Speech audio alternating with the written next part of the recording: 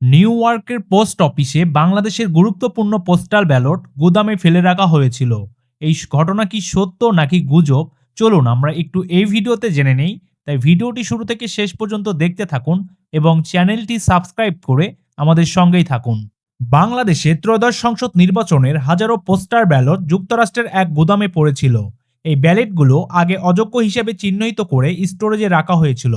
অনেক সময় পরে এগুলো গার্বেজ হিসেবে ফেলারও পরিকল্পনা ছিল। কিন্তু এক বাংলাদেশি আমেরিকান পোস্টাল কর্মীর নজরে পড়ে বিষয়টিতে। তিনি বিষয়টি সিনিয়র অফিসারের কাছে জানান এবং ব্যালটের গুরুত্ব বোঝান।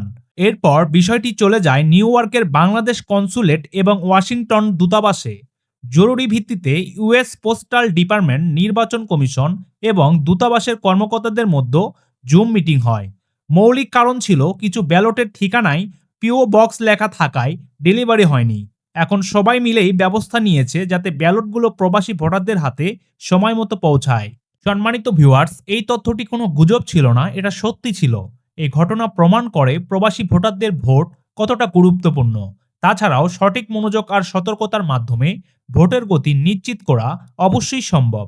উল্লেখিত বিষয় নিয়ে যদি আপনার কোনো মন্তব্য থাকে তাহলে অবশ্যই ভিডিওর নিচে কমেন্ট করে জানাবেন এবং ভিডিওটি ভালো লাগলে একটি লাইক দিয়ে আমাদের চ্যানেলটি সাবস্ক্রাইব করে রাখবেন।